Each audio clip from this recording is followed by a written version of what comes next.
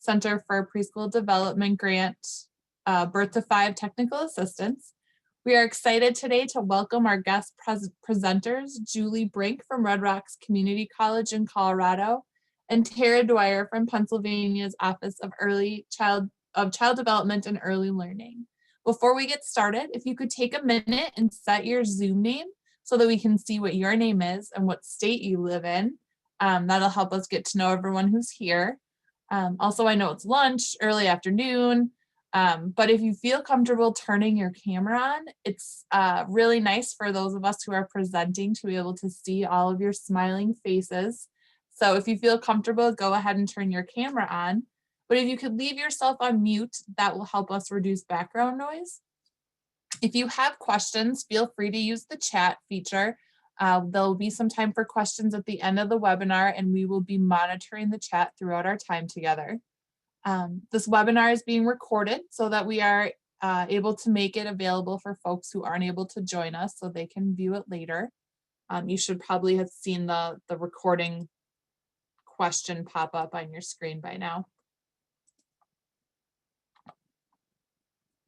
Next slide, Carla. So today we hope that during our time together, you are able to increase your knowledge about early childhood teacher apprenticeship programs, that you're able to describe the core components and benefits of early childhood teacher apprenticeships, and that you build an understanding of how Colorado and Pennsylvania approach early childhood teacher apprenticeships. On the agenda for today is Howard is going to talk to us about what a teacher apprenticeship is, what the benefits are, what the common program components are. Then we'll hear from 2 states, Colorado and Pennsylvania, share about their programs. We'll have some time for questions and a closeout slide with some resources for after. I think the next thing we're going to do is a little poll to get to know each other better.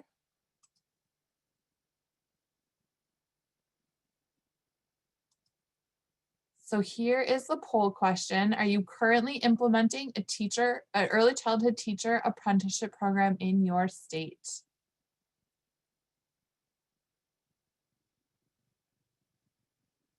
All right, the results are coming in. Looks pretty much half and half. We'll keep it going for just a few more minutes.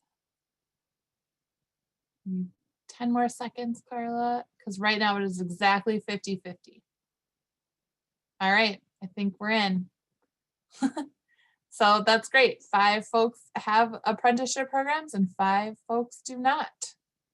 So that's a nice even split. So now I'm going to hand it over to Howard.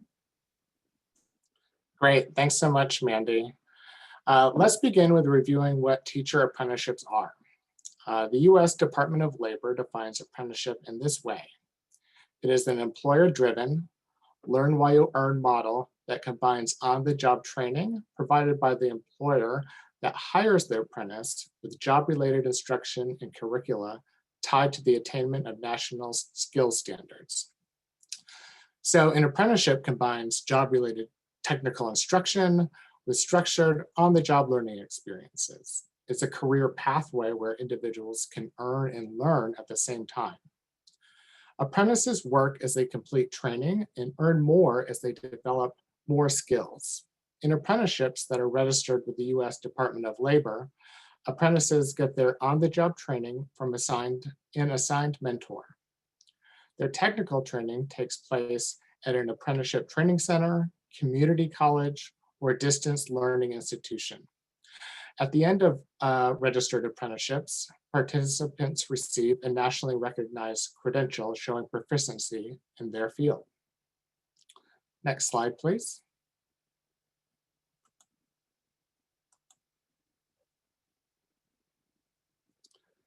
To better understand teacher apprenticeships, it's important to know who the partners are. The sponsor or teacher apprenticeship program and roles of partners can vary depending on the structure in place for each apprenticeship initiative. There is flexibility and options in the models, partner roles, and the resources that different partners bring to the program. For example, in an apprenticeship partnership with businesses, workforce, and community colleges, you'll see the business sponsor the program,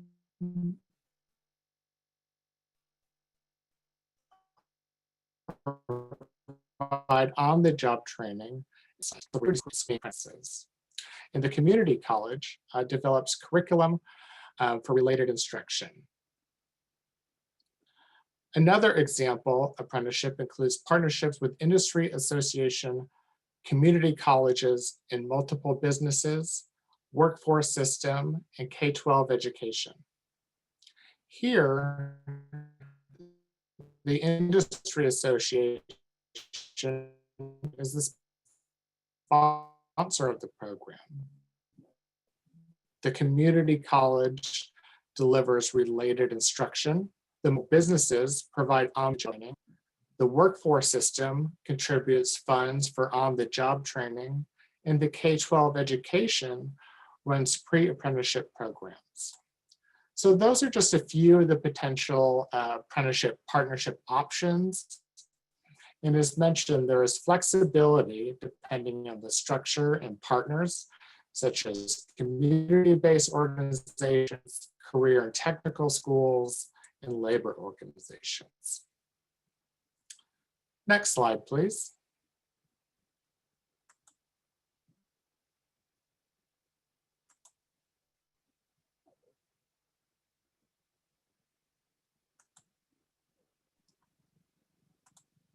Sounds like Howard might be frozen. All right, Are you there, Howard? I'm back. Okay.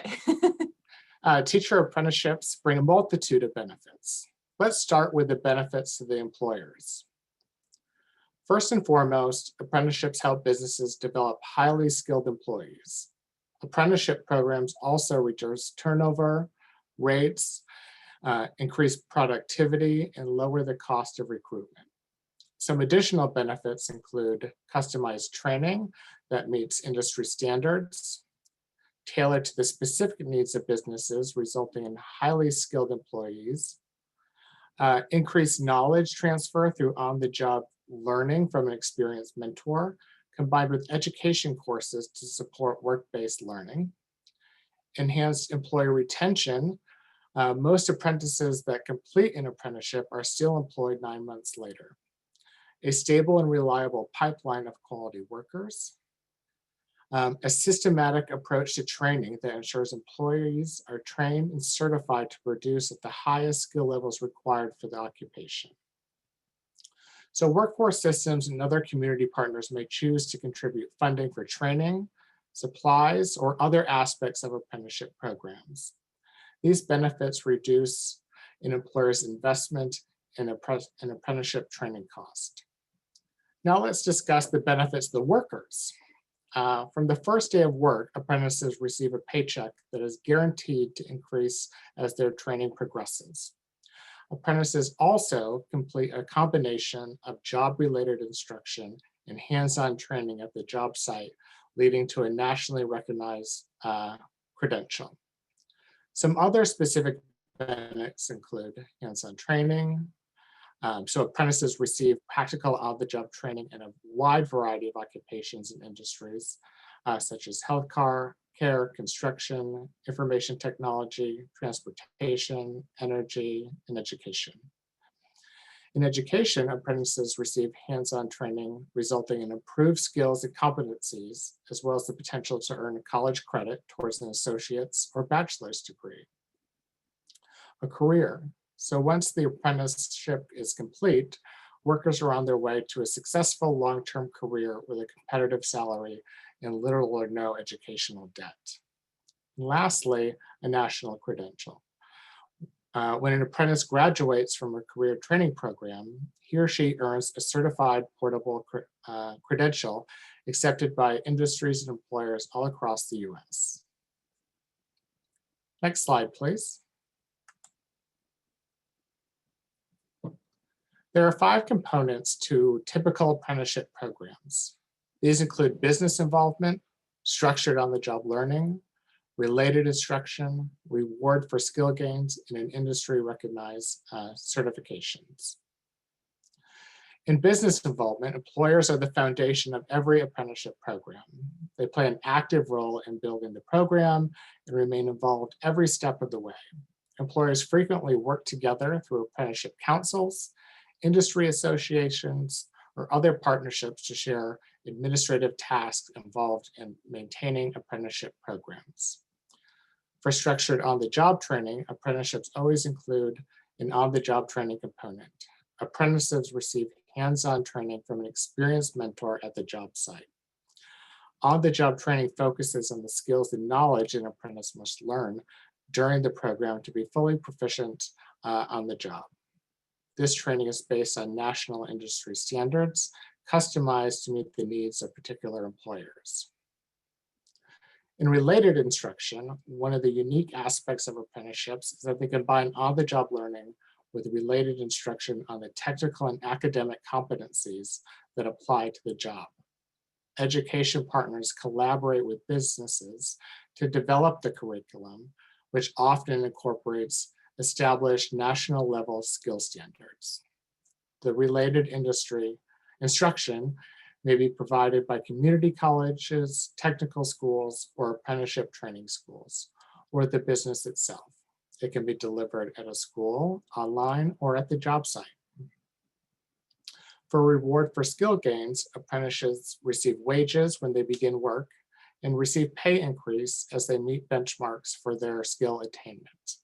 This helps reward and motivate apprentices as they advance through their training.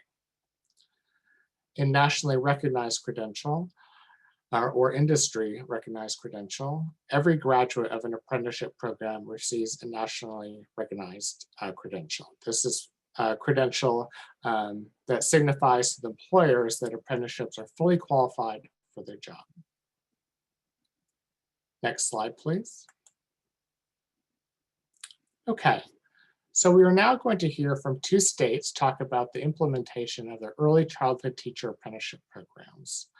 During the state examples, feel free to type in any questions that you may have for the state presenters, and we'll include those in the Q&A later in the presentation. Next slide. Our first state presenter is Julia Brink. Julia is the Quality Improvement Coordinator at Red Rocks Community College. She was born and raised in Indiana and has been married for 17 years and has 2 children ages 16 and 13. She started working in the field of early childhood at a school-age program for 3-year-olds. After her daughter was born, she started a family childcare business in her home in Frederick, Colorado. She ran her business from August 2007 to May 2013.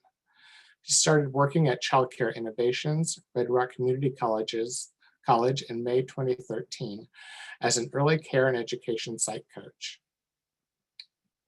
She also coordinates training and the work at the only federally registered early childhood apprenticeship program. She loves supporting early childhood professionals in advancing their career path and improving quality measures. She currently holds an associate degree in early childhood from Red Rocks Community College and is currently pursuing her bachelor's degree in sociology at the University of North Colorado. All right, next slide, and I'll turn that over to Julia. Hi, everyone. I'm Julia Brink, as Howard said, and I do work at Red Rocks Community College in Colorado. To give just a touch about our department, Childcare Innovations is a auxiliary department at the college, has been at the college for 34 years, I believe. So it's been there a while, with the full focus being on childcare, early childhood systems. And our program actually houses multiple initiatives. So we do a lot with childcare licensing, resource and referral agencies, early childhood councils in Colorado, as well as apprenticeship and CDA scholarship. So we have a lot of pieces on the workforce alignment there that go together. And so I help coordinate most of that programming. And so I love our apprenticeship program. We do have the only federally registered one currently in Colorado. And we just established our pre-apprenticeship. that aligns and walks right into our apprenticeship program. So it's been a lot of fun. Each year brings new adventures and new challenges. So I wanted to share about how we got started. As an auxiliary department at a college, it seems like, well, why would you be the one to do that, right? Well, years ago, back in 2000, there was some funding available to the state to do registered apprenticeship for early childhood, and our department facilitated that. It went through our council work, and we facilitated it for the greater Denver metro area for 12 years, having over 150 apprentices go through the program on a track for becoming director qualified in the state of Colorado. As you are aware, funding is always a needed thing to maintain that. And one of the requirements in your standards is that you would have at least one apprentice every year. And so when that didn't happen, the standards kind of went stale. So we recreated in 2017 our standards, really looking at the pathway to early childhood teacher qualifications or group leader qualifications, lead teacher, whatever your title might be for your state, for that person that can leave the classroom and be alone with the children. The biggest component to ensuring success in this program and to get people really excited, as Howard said earlier, is that wage increase. You know, individuals in early childhood do not make a lot of money. Depending on what state you're in, your minimum wage might be lower, it might be higher than Colorado's, but still it's minimum wage. A lot of our apprentices, that's what they make when they start with us. And so we can see really deciding like what was a reasonable wage increase that's not gonna, you know, because childcare programs don't make a lot of income sometimes either.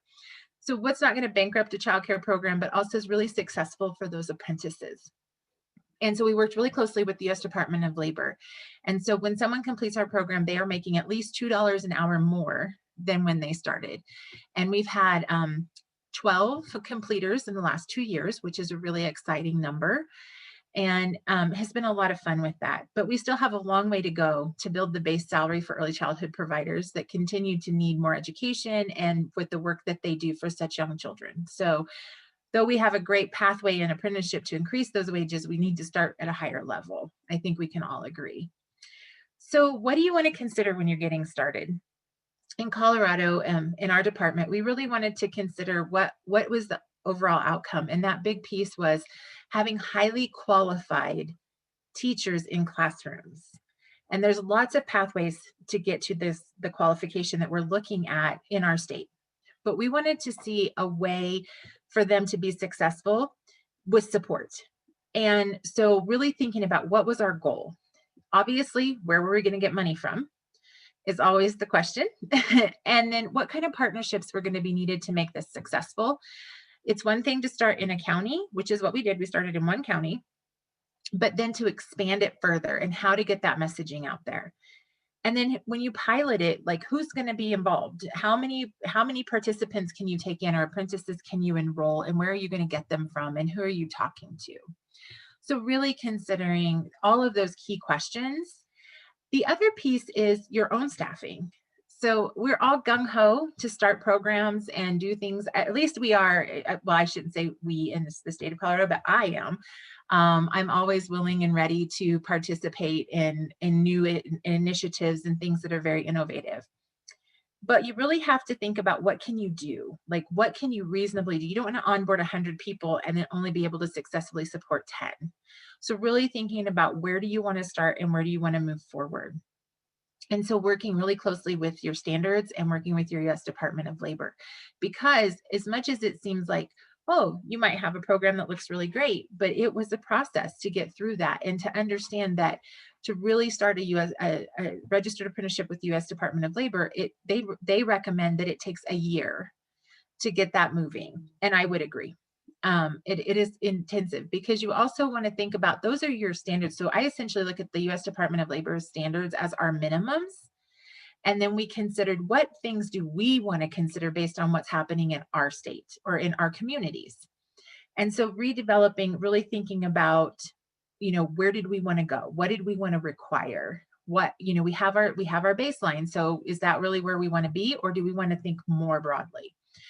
Or I should say broadly, more detailed into those things. And so one of those pieces was our interview process, is really ensuring that every apprentice has the same experiences and really thinking about those concepts of how you bring somebody on, how you talk them through explaining your program, and how you keep it very, I can't think of the word, how you are able to make sure that there's no bias involved.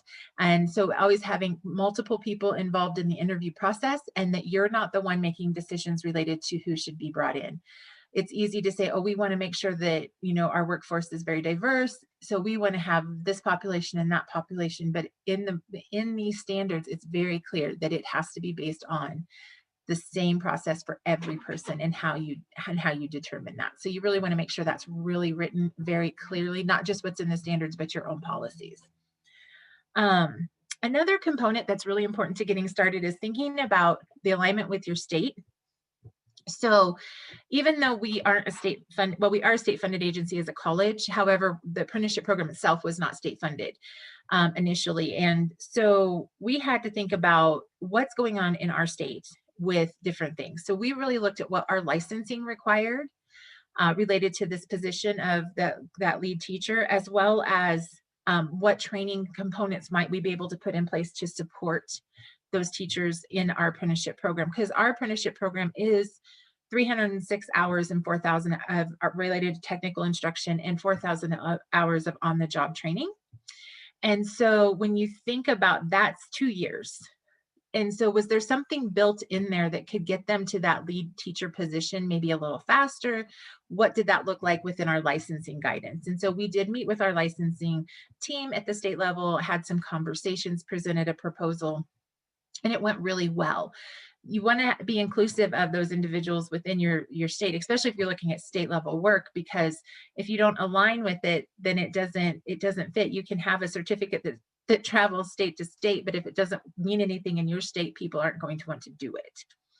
And then also thinking about the quality rating improvement system. I believe most states now have one of those. And how do you align that? So we have a credentialing system in our state. It's so really thinking about those pieces and how we get those things together. And then, really thinking about the value of the programming. So I know a lot of people are concerned about funding components. And what we want to look at with funding is where can you blend and braid your funds? And that's what we've done so many times with somebody, within our states. We'll have grant funding that's available for 6 months, or we might get another grant that's available for a year, or you might have a little bit more sustainable funding, and looking at positions of who can accept some responsibility for this. How can these different fundings connect together? And really considering that. Our biggest success right now has been connection with our local workforce centers and accessing the WIOA funding within the state. And they also, sometimes workforce centers have other funding that is available to participants. So it's really understanding the partners in your community that are non-traditional. So we sometimes will work in a silo and say, oh, we just have to look at early childhood funding. But within apprenticeship, you don't.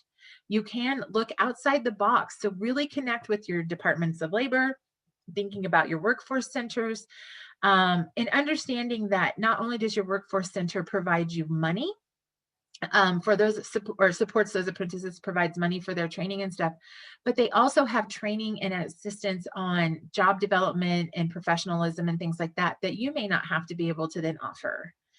So really considering those components. And I just briefly wanted to touch on sustainability. I think one of the biggest pieces that makes our program sustainable is our mentor teachers, which is our journey workers. We worked really hard to, when we started out, we were all about the apprentices. We have to meet with these apprentices. We have to have meetings for these apprentices. And what we realized is our apprentices are successful because of their mentor teachers. So we now have communities of practice or communities of learning for our mentor teachers. We meet with them more often than anyone else. And we really have built their strengths and provide them training related to that.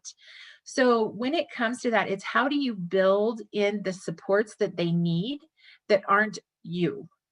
And how do you build those supports so that when you need another employer sponsor or someone to fill a position, that you already have that set up? And so all of that, we act as the sponsor agency, and all of our childcare programs then sign on with us as employers, and we call them our employer sponsors. And that's a huge partnership, and that is what makes it sustainable. We have 70 childcare programs across the state right now signed up in our apprenticeship program. That means we have 70 mentor teachers trained, and that is the heart and soul of making sure this is a sustainable program and ensuring things, work and fit from there. And I ran over my time, so I do apologize. Thank you so much, Julia, for sharing that information from Colorado. That really was a great framing of how you got started, the alignment with state initiatives, funding, and sustainability potentials. Next slide, please.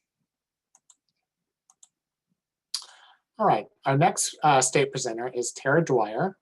Tara is the manager of professional development organizations and special workforce development projects in the Pennsylvania Office of Child Development and Early Learning.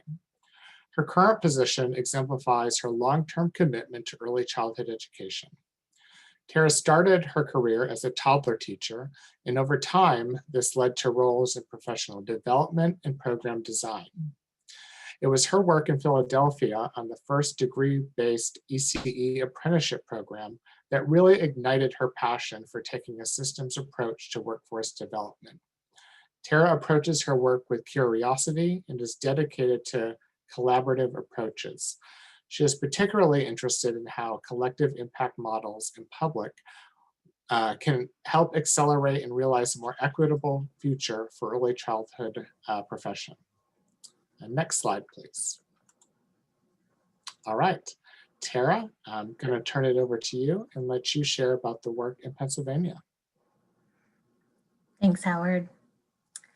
So I'm going to talk a little bit about how we got started, and then I'll go into the structure. But a lot of what Julia talked about, especially with mentor teachers and the ability to draw down multiple funding streams, is really what got us interested and focused on this. So our ECE degree-based apprenticeship model started in Philadelphia. It was designed by a group of leaders who included diverse partners and expertise areas, which consisted of higher education partners, community partners, employers, advocates, systems experts, and a workforce development partner who really understood the requirements for registered apprenticeships and had connections to the labor and industry profession. Their goal was really to build something for the ECU workforce that aligned better to what they needed to know. And so what we really wanted to lean into were national recommendations and focus on how this could be a more sustainable model, which meant leaning a little bit outside of what our in-state credentials looked like at the time. So through this work, we expanded through some funding streams, and as the Philadelphia apprenticeship model evolved, they were able to kind of develop more resources and tools. And from there, that led to other community partners growing in their interest. So we leveraged the Race to the Top funding in the beginning to really help accelerate the expansion of the ECE apprenticeship. And through that, we were able to a statewide conference, which we brought in national leaders to talk about apprenticeship and power to the profession, which was happening at the time, and really helping to develop a vision for what apprenticeship could be in our state. Also at that time, we funded the production of a replication toolkit. So you can see there's a link in the chat box to this toolkit. It was designed by our state sponsor, 1199C, and they developed this to help other programs start and begin their apprentice. It's usually the first resource we share when folks are interested in looking at what we've done. So our basic structure is a lot like what Julia described. And of course, it's designed intentionally, but I'm just going to kind of go through it a little bit and share about why we've done it certain ways. So I think of it as a three-prong approach to quality improvement, because at all layers of this support system, we're kind of developing folks their ability to support the workforce. So our apprentice is the person focusing on the aid to lead educator career pathway. So that's moving from either interested in a CDA or just attaining a CDA, but wanting to move to that associate's level. Also the competencies, competency level 3 or 2 that are at the national standards. And then from there, well, the apprentice is really supported by our higher ed partner primarily. And then the coach, which is on site and serves sometimes as the director, sometimes just as the lead teacher in the classroom. That's the person, and I heard Julia refer to that person as a mentor teacher.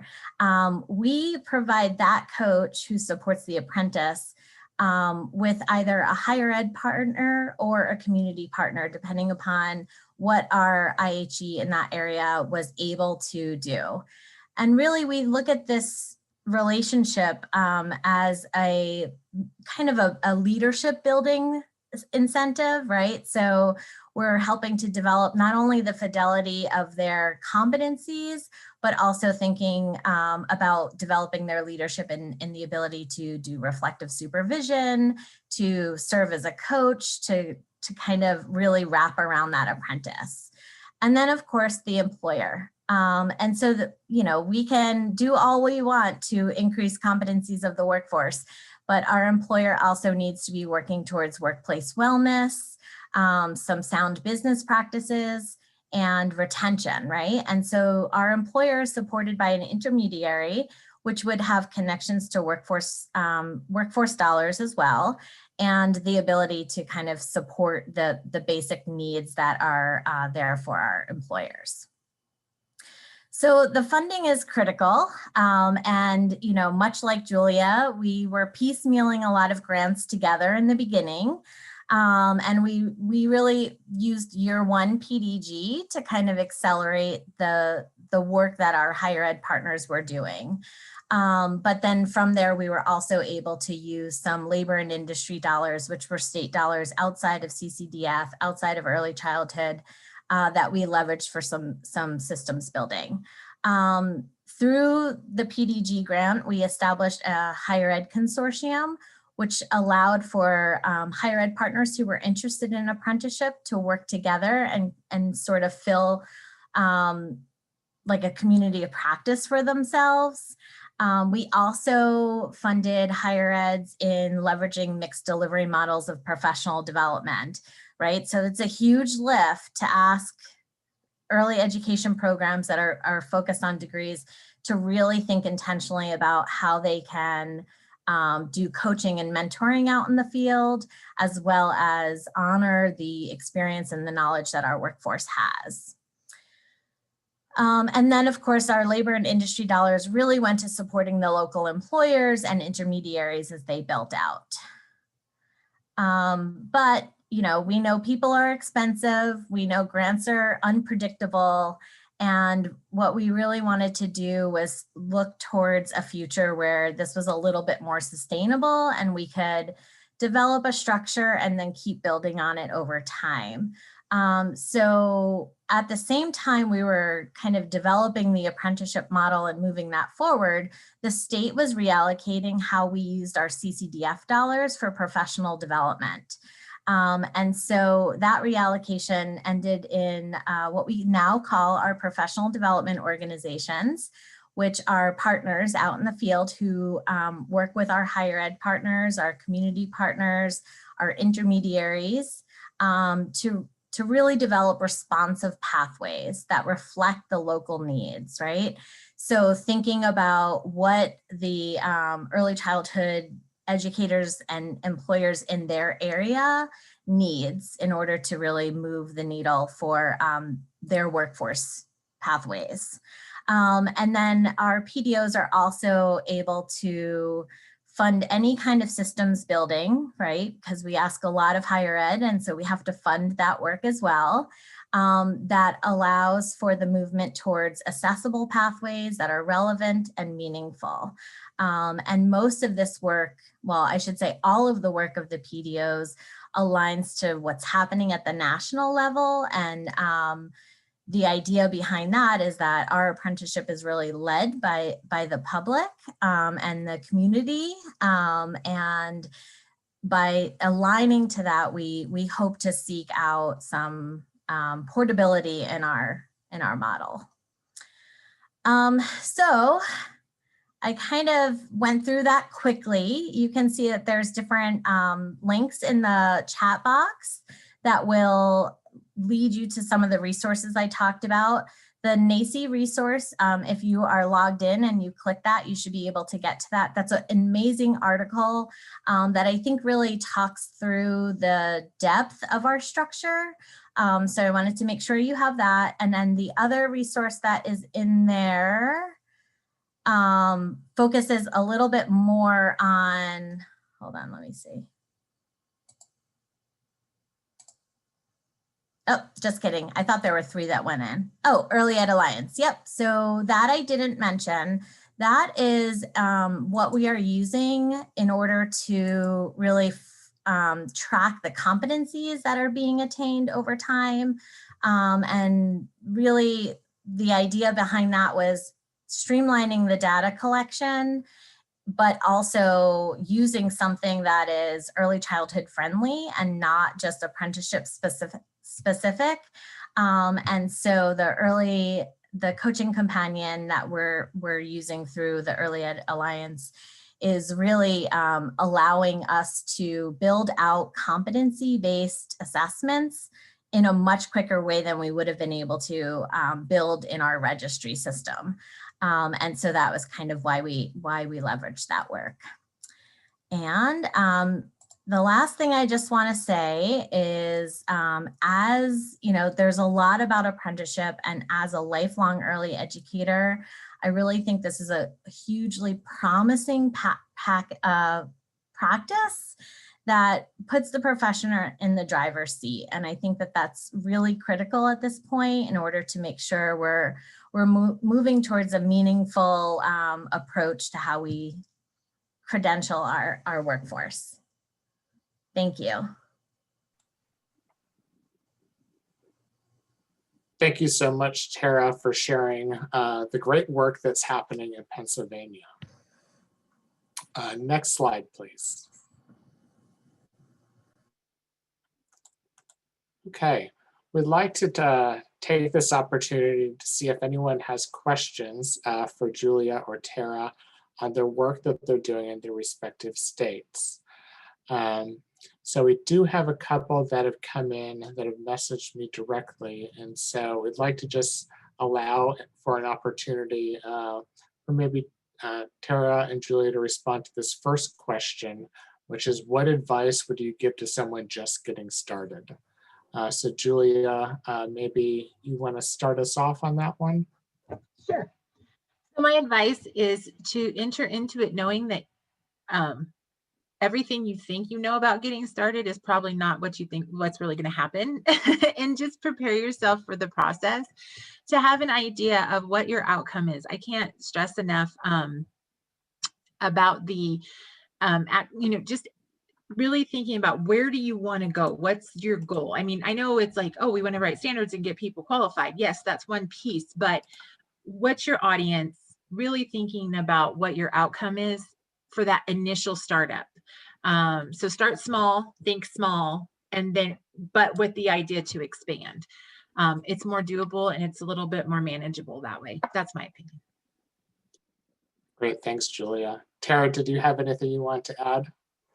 Sure. I think what I would add is don't create apprenticeship in a vacuum. I think it's really critical that we acknowledge that an apprenticeship should be employer-led, and all too infrequently at the state level, we create something, we think it's magic, and then we roll it out and we realize maybe the stakeholder engagement and the collaboration behind that wasn't as intentional as it could have been.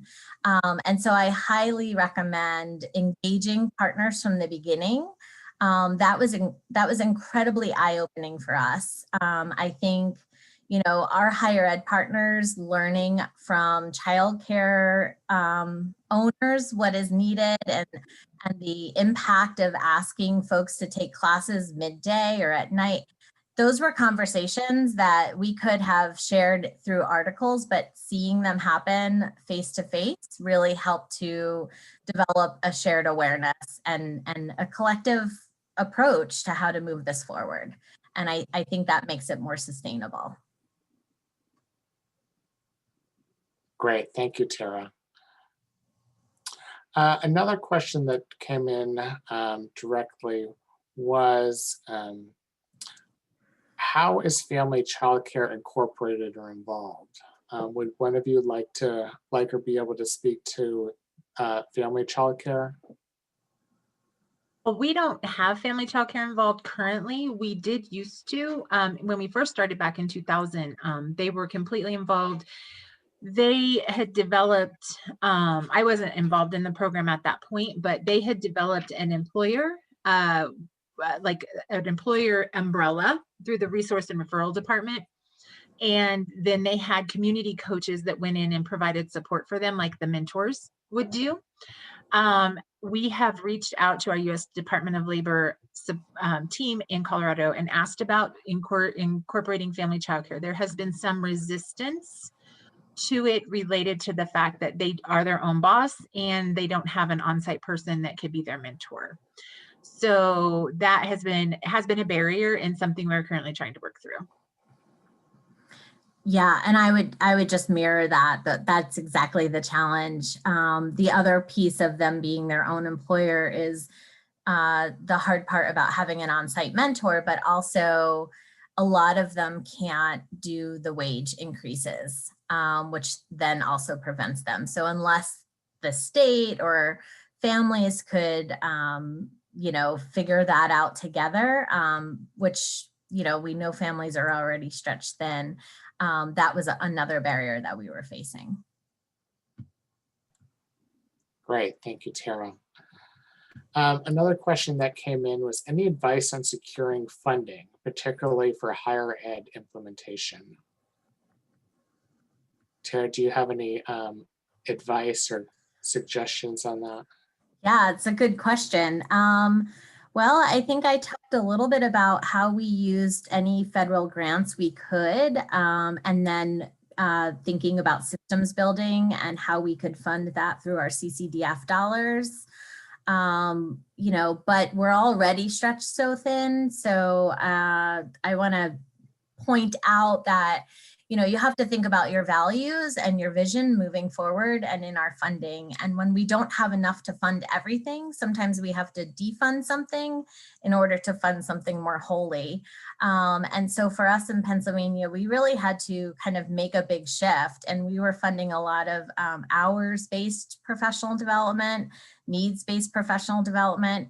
Yet our QRIS system and our mindsets were focused on degrees for our early childhood workforce. So we really needed to shift our funding to align to that. And knowing that, it meant that we couldn't just say, okay, now everybody's going to get degrees. We also needed to fund the systems building that was needed, including expenses for higher education, thinking about program development, thinking about having relevant curriculum. I think I mentioned the mixed delivery, thinking about how higher eds can leverage our entities in the field doing professional development, who already have relationships with the community, who childcare programs already trust and know, and building that relationship out, but then also thinking about the credit bearing seat time that is needed, that can be offered at times where working adults can actually attend. And then of course, the expense of prior learning assessments. Our workforce in Pennsylvania, I'm sure in most other states too, have undergone hours and hours of professional development for years, right? We can't just expect them to walk in and start from scratch in their degrees.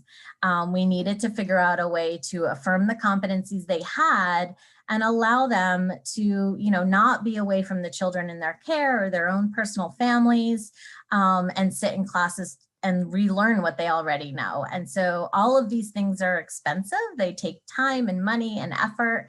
And so I really, I think leveraging grants is great, but there's got to be some systems change and funding priorities, because the reality is grants move things, but they're not promising and they don't really support hiring of people. And I think in our field, we know that people are the most important thing. And so we need to figure out how to build systems that have those individuals that are there to kind of make these changes more permanent. Great, thanks, Tara. Sure. I'm going to move on to the next question we have in the chat, and that is regarding, has apprenticeships had any impact on increasing the diversity of the workforce? We've had a huge impact with diversity in our workforce. Actually, most of my current apprentices are from other countries. They actually have a refugee status here in the United States. And we've been working with local partners that, they work with that population to see where they want to work. They want to work with children. A lot of them come into our country with degrees, like master's degrees and bachelor's degrees from their country. It doesn't translate per se, or they had to flee their country, and so they don't have access to those things. One of the really nice things about apprenticeship in Colorado, how we have it set up, is that we look at the non-traditional learners. So we have components where you can do it through the higher education system, but we also do look, just like Tara was saying, about what about all the training that they already have or have done, and how do we bring that into what this program is. So we really look at the non-traditional pathway.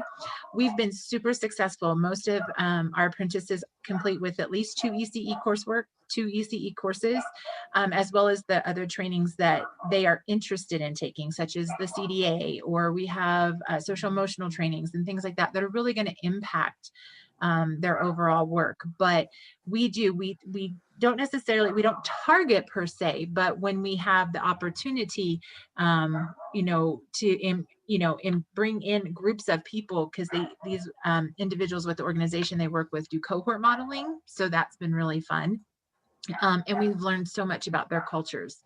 And so, yeah, it has massively increased. When I look at my current 50 apprentices, I can say 30 of them are from Afghanistan, Iraq, in different countries, as well as, we have a Hispanic population and things like that. So yeah, we've seen a lot of growth.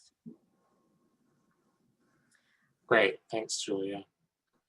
Tara, did you have anything additional to add on that, or should we move to the next question? Sure, I'll just say quickly, because I see the time, is that everything we've done around apprenticeship revolves around equity. The whole concept of apprenticeship is that it is a inclusive, holistic approach to this, and just the relationship between employers and higher education means that higher education is automatically developing more of an understanding of our workforce, more of the requirements that are already on them. And so, yes, our apprenticeship has really been developed with the folks who have had the most challenges with our higher ed system. And so what we are doing is funding higher ed in order to lower their barriers so that our apprentices, as well as our degree seekers, have full access. Great, thank you so much. A few more minutes just for a few final questions, if that's all right. We had one come in asking about what each program uses as a vetting process when recruiting apprentices. Tara or Julia, would either of you like to speak to that? Sure. Do you want me to start? Sure. So it really depends on the pathway level. CDA was initially our pre-apprenticeship, and that was kind of where we would pull folks from to get into the AA program. Right now, our vetting process is, does your employer support you? Let's see what we can do. And then what we really do together is ask higher ed to figure out what that individual needs, right? So if they don't already have a CDA, do they need a CDA that is supported with adult basic ed? And do they need some bridge coursework before entering into the associate's program? But then also, like, what does the employer need? Is the employer in a place where they can support an apprentice?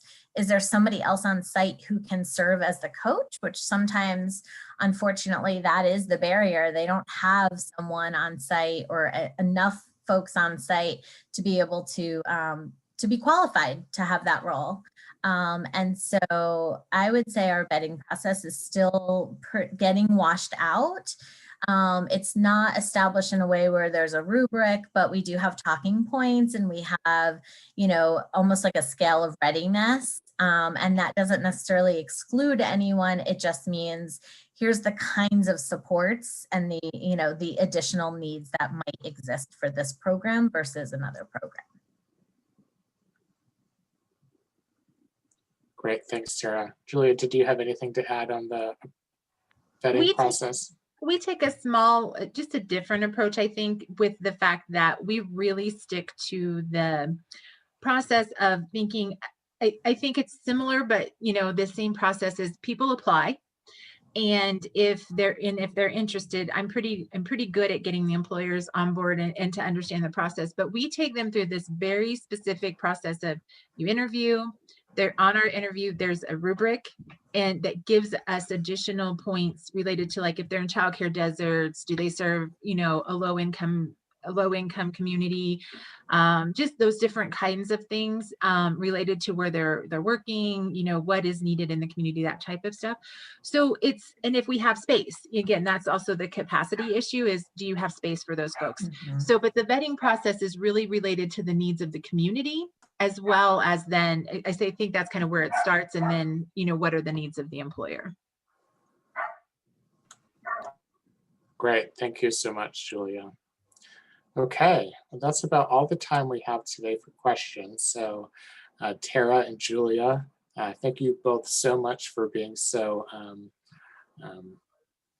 open and responsive to all the questions that came in.